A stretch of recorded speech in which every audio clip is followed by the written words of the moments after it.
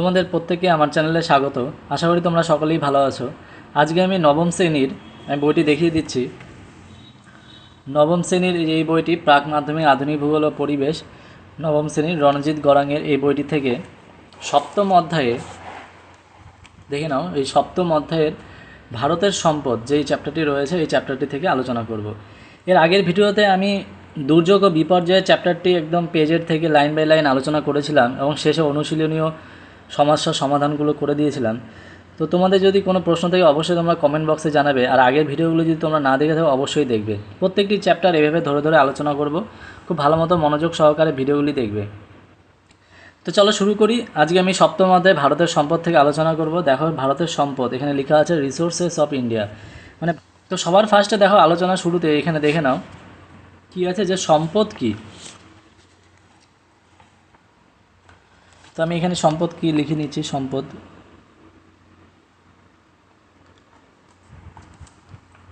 আচ্ছা।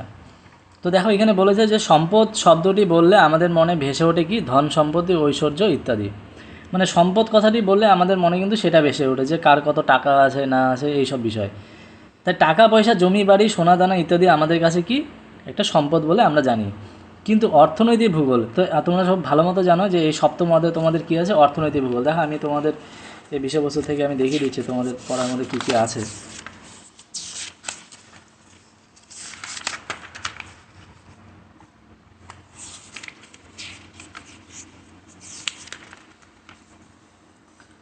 এই যে দেখো, দেখে নাও, এই যে তোমাদের আঞ্চলিক ভূগোলের কিন্তু এই প্রথমে বিভাগ গতে এই ভারতের সম্পদ আছে, কেমন, সপ্তম অধ্যায়ে। তো এখান থেকে কিন্তু আমি শুরু করলাম, কেমন। তো এবার এখানে দেখে নাও এই আঞ্চলিক ভূগোলে সপ্তম অধ্যায়, তাহলে এখানে কি বলেছে যে অর্থনৈতিক ভূগোলে, মানে ভূগোলের একটি পার্ট রয়েছে অর্থনৈতিক ভূগোল এবং প্রাকৃতিক ভূগোল। তো এই অর্থনৈতিক ভূগোলে এই সম্পদ কিন্তু সেই সম্পদ নয় যেটাকে আমরা টাকা পয়সা বললাম, সেই সম্পদ কিন্তু নয়। কোনো বস্তুর কার্যকারিতা বা অভাব মোচনের ক্ষমতা হলো সম্পদ। মানে কোনো একটি বস্তুর কার্যকারিতা ও অভাব মোচনের ক্ষমতা। মনে করো এখানে এই জিনিসটি খুব ভালো মতো মাথায় রাখবে। তাহলে সম্পদ কাকে বললাম, কোনো, খুব ভালো মতো এটা মুখস্থ করে নেবে, কোনো বস্তু কার্যকারিতা বা অভাব মোচনের ক্ষমতা হলো সম্পদ। তো এই লাইনটি খুব ভালো মতো মনে রাখবে, কারণ এই লাইনটি হলো সম্পদের পুরো ব্যাখ্যা বলতে পারো। তাহলে কি, কোনো বস্তু বা কার্যকারিতা, কোনো বস্তুর কার্যকারিতা বা অভাব মোচনের ক্ষমতাকে এক কথা বলা হয় কি, সম্পদ। তাহলে দেখো এই যে পেনটি দেখতে পাচ্ছ, এই পেনটি আমার কাছে এই মুহূর্তে সম্পদ। কেননা কি, এই বস্তুটির কার্যকারিতা রয়েছে এবং আমার যে পেন লেখার জন্য যেটা দরকার, তো সেই অভাবটা কিন্তু এ মোচন করছে, তার কারণে এই মুহূর্তে আমার কাছে এটি কি সম্পদ। তো এই অর্থনৈতিক ভূগোলে কিন্তু সম্পদ বলতে এগুলোকেই বোঝায়, কেমন। এইবার দেখো তুমি বলতে পারো যে সম্পদ মানে টাকা পয়সা, এগুলো না, ওটা হলো সম্পত্তি। তো এই জিনিসটা মাথায় রাখতে হবে। তো আমাদের এই ভারতের সম্পদ মানে যেই সমস্ত বস্তুগুলো ভারতের কি বিভিন্ন রকম কার্যকারিতা ক্ষেত্রে তাদের দরকার হয়, বা ভারতের বিভিন্ন রকম দরকারি জিনিসপত্র বানানোর জন্য এই সমস্ত সম্পদগুলোকে ব্যবহার হচ্ছে, তো এই কারণেই এগুলোকে সম্পদ নাম দেওয়া হয়েছে।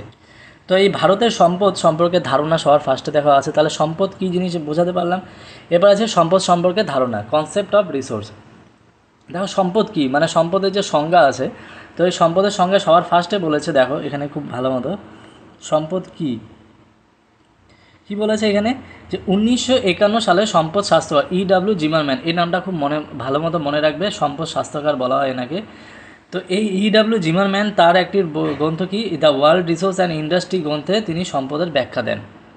মানে সম্পদ কাকে বলে, তো এই সংজ্ঞা ব্যাখ্যা করতে গিয়ে তিনি তার কি এই বইটি ওয়ার্ল্ড রিসোর্স অ্যান্ড ইন্ডাস্ট্রি, এই বইটি, হ্যাঁ এটি কিন্তু শর্ট কোশ্চেন হিসেবে আসতে পারে, গ্রন্থে সম্পদের ব্যাখ্যা দেন যে সম্পদ কী।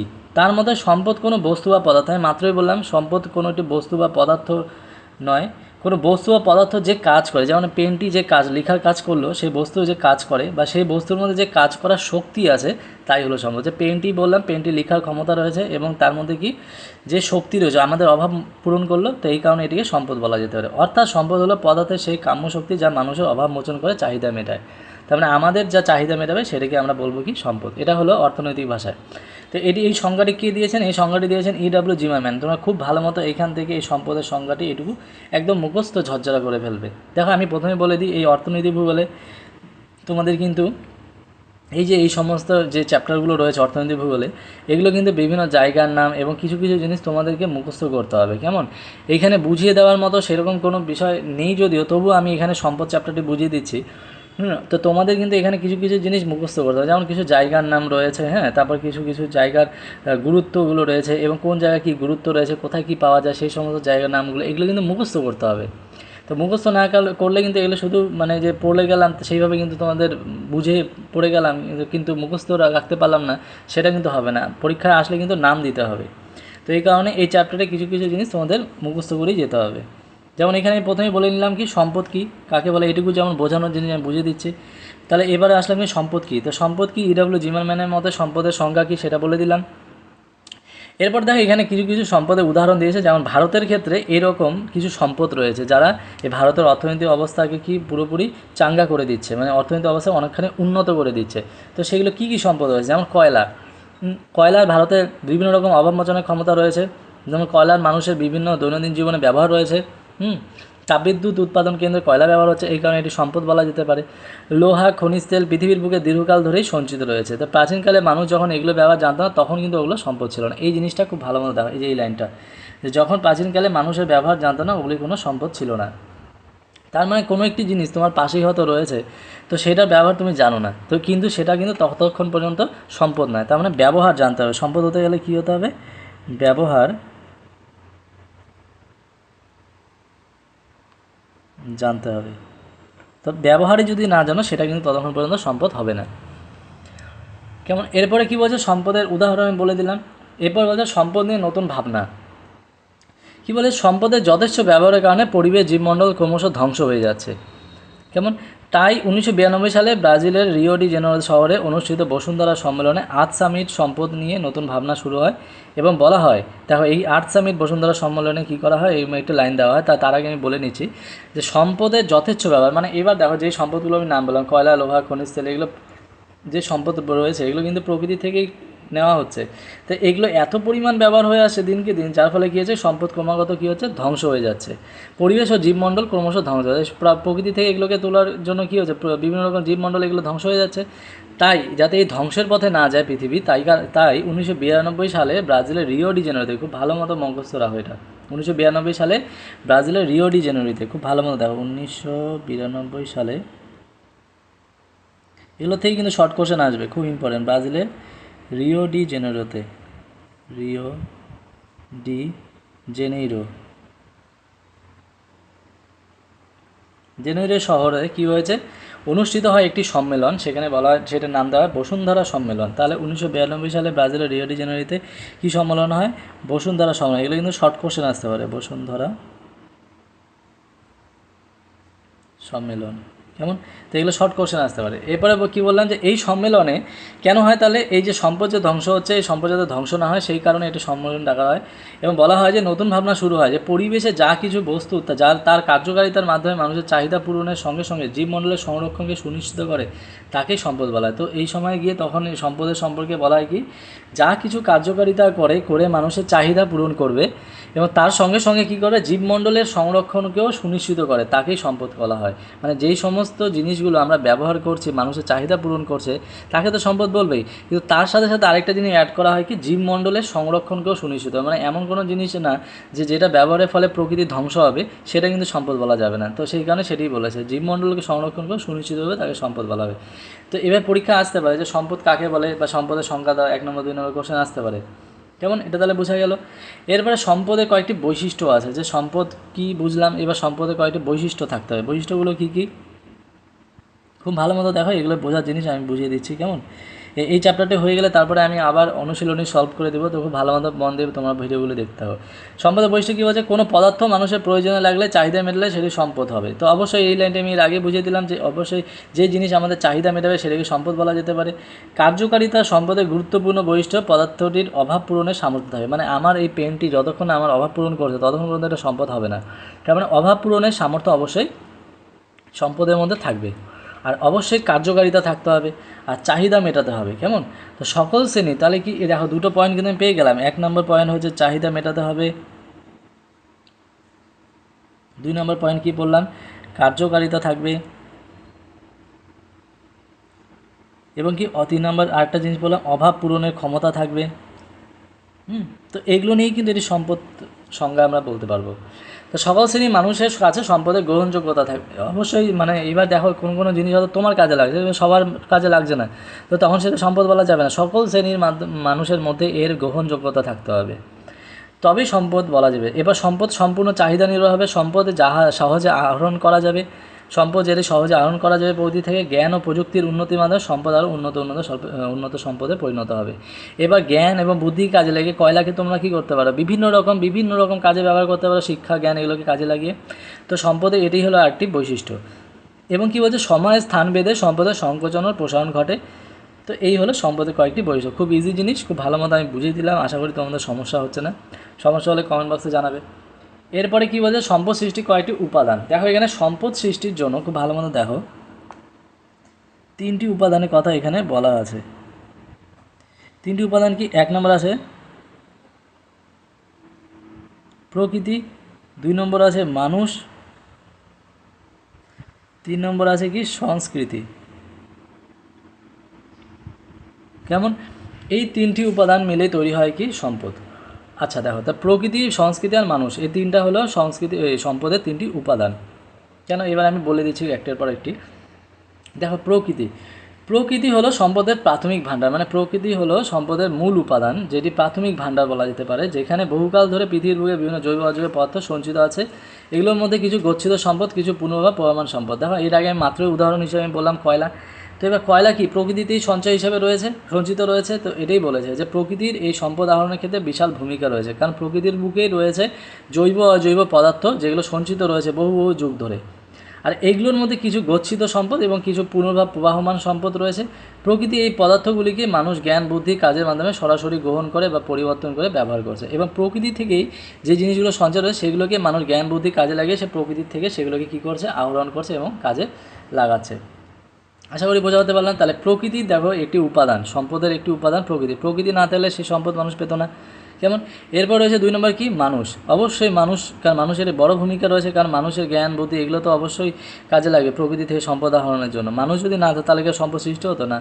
তো কী বলছে, মানুষ সম্পদ সৃষ্টির মূল উপাদান। আর সম্পদ সৃষ্টিতে মানুষের ভূমিকাও রয়েছে 3 প্রকার। যেমন সম্পদ সৃষ্টিকারী, মানুষ সম্পদকে সৃষ্টি করে তার জ্ঞান বুদ্ধি সংস্কৃতির কাজে লাগিয়ে, যেমন জ্ঞান বুদ্ধি শ্রমের মাধ্যমে সে কাজে সম্পদ বানায় এবং সম্পদে সে ভোগও করে। আবার কি বলছে, সম্পদে সে ধ্বংসকারীও, মানুষেরই চাহিদা বা মানুষেরই যোগানের জন্য এত পরিমাণ কাজে লাগাতে থাকে যে পরবর্তী সেই সম্পদ সে ধ্বংস আবার নিজেই করে ফেলে। তো এই হলো প্রকৃতি এবং মানুষের দুটো উপাদান। তাহলে কি দুটো উপাদান খুব ভালো মতো হবে, প্রকৃতি এবং মানুষ, দুটো উপাদান। এরপর আরেকটি উপাদান কী রয়েছে, সংস্কৃতি। তো এখানে দেখো লেখা আছে সংস্কৃতি সম্বন্ধে। আমি বলেছি সংস্কৃতি বলতে মানুষের শিক্ষা জ্ঞান অভিজ্ঞতা এগুলোকে বোঝানো হয়।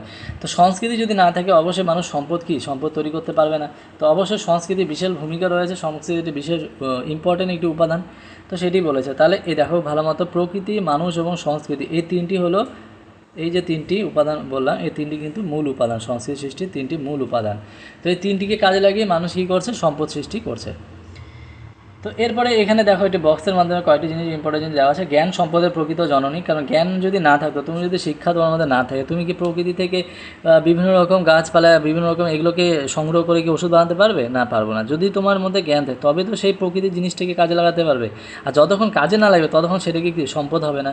তো সেটাই বলছে জ্ঞান সম্পদের প্রকৃত জননী, মানে জ্ঞান কী করে, সম্পদ সৃষ্টিতে সাহায্য করে। তো জ্ঞান হলো শ্রেষ্ঠ মানবিক গুণ। উন্নত মস্তিষ্কের কারণে প্রাগৈতিহাসিক যুগের মানুষ এবং সুসভ্য মানুষে পরিণত হয়েছে, এবং এটাই বলেছে প্রকৃতি সবই ছিল, মানুষের জ্ঞান বুদ্ধি প্রযুক্তির মাধ্যমে তার সম্পদে পরিণত হয়েছে। দেখো আজ থেকে কয়েক হাজার বছর আগে সে মানুষ কি এত কিছু জিনিস আবিষ্কার করতে পেরেছিল? না, পারেনি। তো প্রকৃতি তখনও ছিল, কিন্তু দিনকে দিন কী হয়েছে, মানুষের অনেকখানি উন্নত হয়েছে, মানুষের জ্ঞান বুদ্ধি এগুলো বেড়েছে। এর ফলে কী করেছে, প্রকৃতি থেকে জিনিস আহরণ করছে এবং সম্পদে সেগুলোতে রূপান্তরিত করছে। তো যতই সমাজ উন্নত হবে সম্পদ তত বাড়বে। এবার ম্যান দেখো এখানে দিয়েছে, এটা খুব একটা ইম্পর্টেন্ট না, এগুলো দরকার নেই তোমাদের, যেটুকু দরকার আমি বলে দিলাম। এবার দেখো সম্পদের কার্যকারিতা তত্ত্ব, এটা খুব ইম্পর্টেন্ট জিনিস, পরীক্ষা আসে 2 নম্বরের জন্য। তুমি ভালো মতো দেখো কি বলেছে দেখো, আগেই উল্লেখ করেছে যে বস্তু পদার্থের কার্যকারিতা হলো সম্পদ। তাহলে কোনো বস্তু বা পদার্থের যে কাজ করার ক্ষমতা সেটি হলো সম্পদ। গতিশীল কাজের মাধ্যমে সম্পদ মানুষের চাহিদা মেটায়, অভাব মোচন করে। আর গতিশীল কাজের মাধ্যমে মানে দিনকে দিন এই সম্পদের বিভিন্ন রকম ব্যবহারের মাধ্যমে মানুষকে চাহিদা মেটায় ও পূরণ করে। মানুষের জ্ঞান, বুদ্ধি, শ্রম, দক্ষতা, সামর্থ্য ও গবেষণা সম্পদের কার্যকারিতা বাড়ায়। এবং মনে করো যে একটি প্রকৃতি থেকে পেট্রোলিয়াম পেলে, এবং পেট্রোল শুধু তুমি গাড়ি কাজে ব্যবহার করছো না, গাড়ি চালানোর জন্য তা না, সেই পেট্রোল দিয়ে বিভিন্ন রকম দ্রব্য তৈরি হচ্ছে, সেগুলোকে আবার মানুষ নানা রকম জিনিসে পরিবর্তন করছে। তো এইগুলো হলো কি, যত জ্ঞান বুদ্ধি গবেষণা করে করে সেগুলো কার্যকারিতাকে বাড়াচ্ছে। যে কার্যকারিতা এক জায়গায় সীমাবদ্ধ থাকছে না, তারও সেটাও গতিশীল, বিভিন্নভাবে সেটাকে বাড়ানো হচ্ছে তার কার্যকারী ক্ষমতা। তো মানুষের যোগ্যতা, গুণাবলী সম্পদের কার্যকারিতার সূচক। তো অবশ্যই মানুষের কি যোগ্যতা, মানুষের গুণ, এগুলো কী হচ্ছে সম্পদের কার্যকারিতা বাড়ছে। যেমন আমি এখানে মাত্রই বললাম, মানুষ এই যে প্রকৃত একটি উপাদান, মূল একটি উপাদান। এরপর কি মানুষের সংস্কৃতি। তো এই মানুষ আর মানুষের সংস্কৃতি, এই দুটো জ্ঞান বুদ্ধি, তো এগুলো যে রয়েছে, এগুলো কী করবে, এগুলো হলো আমাদের সম্পদের কার্যকারিতার সূচক। যেমন মানুষের যোগ্যতা, গুণাবলী, সহযোগিতার সূচক। কারণ এই জ্ঞান ও বুদ্ধি এগুলোকে কাজে লাগিয়ে কী করবে, সম্পদকে অত উন্নত করবে। তো সম্পদের কার্যকারিতা কিন্তু সর্বদা গতিশীল। তার মানে কি, সম্পদের যে কার্যকারিতা সেটি কিন্তু এক জায়গায় লিমিটেড থাকছে না। কয়লার ব্যবহার শুধুমাত্র তুমি তাপবিদ্যুৎ উৎপাদন ক্ষেত্রে তা না, কয়লা জ্বালানি হিসেবে ব্যবহার হচ্ছে, কয়লা বিভিন্ন জায়গায় ব্যবহার হচ্ছে। তো এই যে দিনকে দিন এই যে কার্যকারিতা, এগুলো কিন্তু কী হচ্ছে, দিনকে দিন বেড়ে যাচ্ছে, এবং এটি কী হচ্ছে, গতিশীল হচ্ছে। তো এই কারণেই বলা যায় চাহিদা, প্রযুক্তি, সময়, স্থান প্রভৃতি হলো সম্পদের কার্যকারিতা নিয়ন্ত্রণ। মানে মানুষের যা চাহিদা এবং প্রযুক্তি, সময় এবং স্থান, এগুলো হলো সম্পদের কী করে, কার্যকারিতাকে নিয়ন্ত্রণ করে। তো মানুষের যত চাহিদা বাড়বে, এই কার্যকারিতাগুলোকে আরও বাড়াবে, তাই না? তো এগুলোই হলো কি মূল সম্পদের কার্যকারিতার নিয়ন্ত্রক, মানে এরা নিয়ন্ত্রণ করে। তো আশা করি বুঝাতে পারলাম। এই কোশ্চেনটা কিন্তু আসে খুব, যে সম্পদের কার্যকারিতার তত্ত্ব। তো সম্পদের কার্যকারিতার তত্ত্বকে কারা নিয়ন্ত্রণ করে, এই যে চাহিদা, প্রযুক্তি, সময়, স্থান এবং মানুষের যোগ্যতা এবং মানুষের গুণাবলী, এগুলো। তো এরপরে কী বলছে, সম্পদের শ্রেণীবিভাগ। তো এই যে সম্পদ মাত্রই বললাম, তো এই সম্পদ বিভিন্ন রকম হতে পারে, বিভিন্ন রকম। তো এই সম্পদকে আবার অনেকগুলো শ্রেণীবিভাগে ভাগ করা যায়, অনেকগুলো ভাগে ভাগ করা যায়। আচ্ছা, তো সম্পদের শ্রেণীবিভাগে দেখো, এখানে প্রথমে বলেছে কি, সম্পদ সৃষ্টির উপাদান অনুসারে ভাগ করা। পরীক্ষা আসে কোশ্চেনগুলো, বট কোশ্চেনও আসে অনেক সময়, যে সম্পদের শ্রেণীবিভাগ করো। তো দেখো এখানে আমি খুব ভালো মতো দেখিয়ে দিচ্ছি যে সম্পদের শ্রেণীবিভাগ এখানে বলা আছে। দেখো খুব সুন্দর করে বইটিতে পয়েন্ট পয়েন্ট করে দেওয়া আছে। তাই আমি পরপর সেগুলো বুঝিয়ে আছে, তোমাদের বুঝতে অসুবিধা অবশ্যই কমেন্টে জানাবে।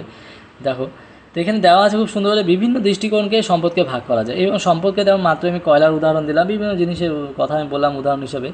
তো এই যে সম্পদের, এগুলো কিন্তু বিভিন্ন ভাগে ভাগ করা যায়, বিভিন্ন উপাদানের ভিত্তিতে, বিভিন্ন রকম সৃষ্টির উপাদান অনুসারে, স্থায়িত্ব অনুসারে, বিভিন্ন ভাগে। তো এখানে এই যে সম্পদের শ্রেণীবিভাগগুলোকে দেখো কয়েকটা ভাগে ভাগ করা হয়েছে, বইয়ের মধ্যে সুন্দর করে বক্স করে দেওয়া আছে।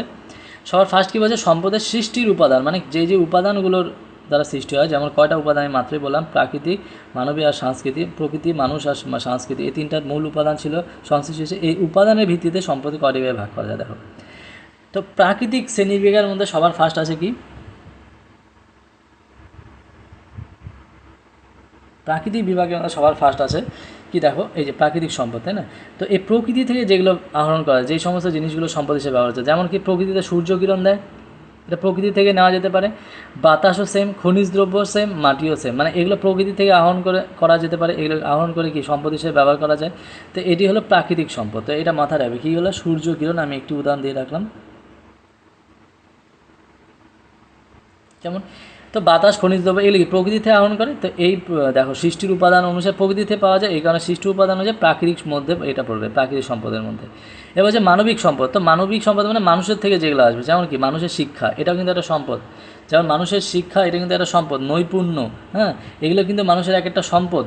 তো এটা খুব ভালো মতো মাথায় রাখবে, কারণ মানুষের সম্পদ এবং মানুষের শিক্ষা, জ্ঞান, বুদ্ধি, এগুলোকে কি একদম সম্পদ কেন বলা হয়, কারণ এগুলো অনেক রকম জিনিস তৈরিতে সাহায্য করে, মানুষের কার্যকারিতা, সম্পদের কার্যকারিতা বাড়ায়। তার মানে এগুলো যদি না তো অবশ্যই কোনো সম্পদ সৃষ্টি হতো না। তার মানে এর একটি কার্যকারিতা আছে, তাই না? এবং এর কি একটি নির্দিষ্ট ব্যবহার রয়েছে। তো এই কারণে মানুষের শিক্ষাকে বলা যেতে পারে সম্পদ। তো মানবিক সম্পদের মধ্যে কি পড়ে, মানুষের শিক্ষা।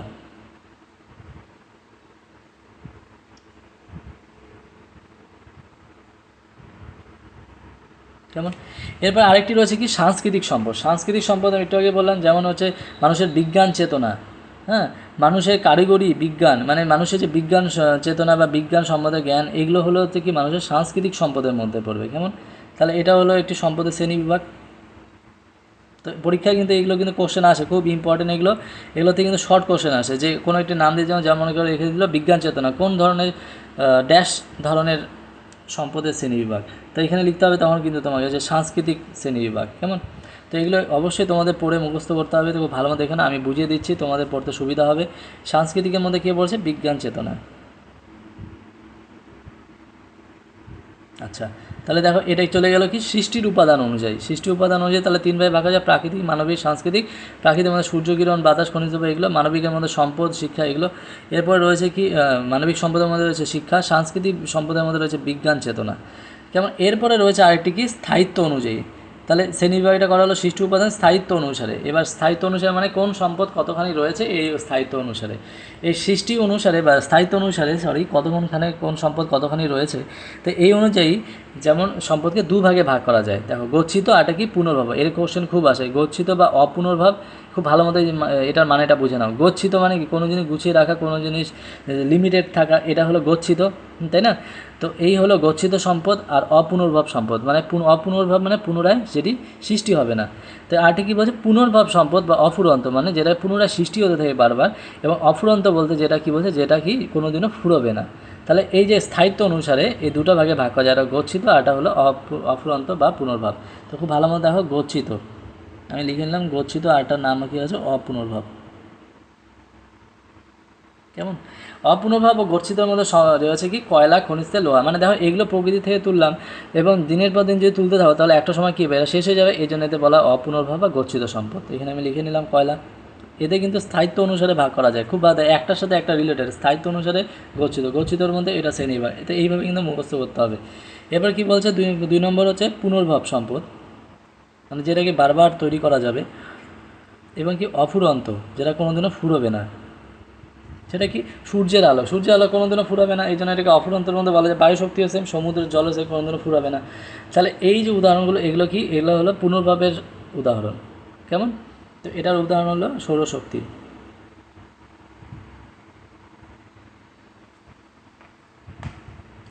এরপরে দেখো কী আছে? জৈব বৈশিষ্ট্য অনুসারে। কেমন? মানে যার জীবন রয়েছে, তো এই জীবন অনুসারে জৈব বৈশিষ্ট্য অনুসারে আবার দু ভাগে ভাগ হয়, যেমন দুটো ভাগে, জৈব আর একটা হলো অজৈব। জৈব সম্পদ আর একটা কী বললাম? অজৈব সম্পদ। তাহলে এখানে খুব ভালো মতো দেখে নাও।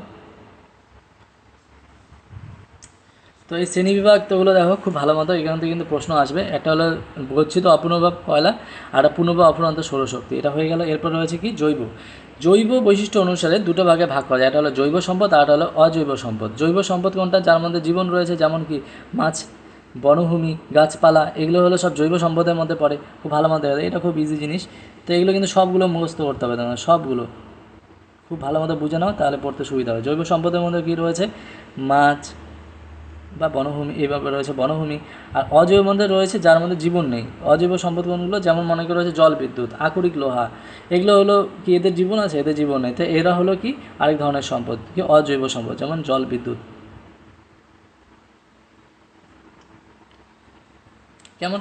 এরপরে আরেকটি রয়েছে, দেখো খুব ভালো মতো, এখানে রয়েছে বন্টন অনুসারে। বন্টন অনুসারে যে সম্পদের কয়েকটি শ্রেণীবিভাগ রয়েছে, যেমন কিছু কিছু সম্পদ রয়েছে কোনো কোনো জায়গাতেই পাওয়া যায়, হ্যাঁ, যেগুলো রয়েছে সব জায়গায় পাওয়া যায় না। আবার কিছু কিছু রয়েছে সব জায়গায় পাওয়া যায়। কিছু কিছু রয়েছে খুবই দুষ্প্রাপ্য, হ্যাঁ, শুধু একটি স্থানেই পাওয়া যায়। তো এই বন্টন অনুসারে সম্পদকে কটি ভাগে ভাগ করা যায়, যেমন সমৃদ্ধ, বিকশিত সম্পদ, যেমন হচ্ছে জাপান ও নরওয়ে জলবিদ্যুৎ, জাপানের মানব সম্পদ। তো এগুলো কি? সমৃদ্ধ এবং বিকশিত, মানে এখানকার সম্পদ যথেষ্ট সমৃদ্ধ এবং বিকশিত হয়েছে। সেটা কি? জাপান ও নরওয়ে জলবিদ্যুৎ শিল্প। যেমন এখানে কি বলেছে? সমৃদ্ধ। সমৃদ্ধ সম্পদ হলো জাপান, নরওয়ে জলবিদ্যুৎ। এরপর রয়েছে কি? সমৃদ্ধ, বিকশিত। আরটা হলো সম্ভাব্য। সম্ভাব্য মানে যেটি কি হতেও পারে, না হতে পারে, এরকম সম্ভাব্য সম্পদ। যেমন আফ্রিকা জলবিদ্যুৎ এবং কি এটা হচ্ছে ভারতের শিক্ষিত মানুষ। তো এগুলো হলো সম্ভাব্য সম্পদ, আফ্রিকার জলবিদ্যুৎ, মানে এদের সম্ভাবনা রয়েছে এই সমস্ত শিল্পগুলোর। কেমন? আচ্ছা, মানে এগুলো এখনও হয়নি, কিন্তু কিন্তু কী বলেছে, সম্ভাব্য সম্পদ, মানে এগুলো হলে এরা এখনও সম্পদ হিসেবে এরা গড়ে তুলতে পারেনি। যেমন ভারতের শিক্ষিত মানুষ, এরা এখনও সম্ভাব্য সম্পদই রয়েছে বলে উদাহরণ এখানে দেওয়া রয়েছে। এরপর কী রয়েছে, সর্বত্র লভ্য সম্পদ, মানে যেই সম্পদ সর্বত্রই পাওয়া যায়, সর্বত্র লভ্য সম্পদ, সবখানেই পাওয়া যায়, সব সব দেশেই পাওয়া যায়। যেমন কি সূর্যকিরণ, তুমি যে দেশে যাবে সেখানেই পাবে এই সূর্যকিরণ সম্পদ বা বাতাস। তাহলে এটা হলো সর্বত্র লভ্য সম্পদ। আচ্ছা, এরপরে আরেকটি রয়েছে কি, সহজলভ্য, যা সহজেই পাওয়া যায়, সহজলভ্য সম্পদ, যা সহজেই পাওয়া যায়। সহজলভ্য সম্পদ কী বলেছে, যেমন বাতাস এবং জল সহজেই পাওয়া যায়, একে অত পরিশ্রম করে খুঁজতে হয় না। আবার একটি রয়েছে দুষ্প্রাপ্য, যেটি কি খুবই কম পাওয়া যায়, সেটি কি ক্রায়োলাইট। এগুলো কিন্তু উদাহরণ পরীক্ষার কোশ্চেনে আসে, খুব ভালো মতো দেখে নাও। দুষ্প্রাপ্য সম্পদ কোনটা বলে, ক্রায়োলাইট।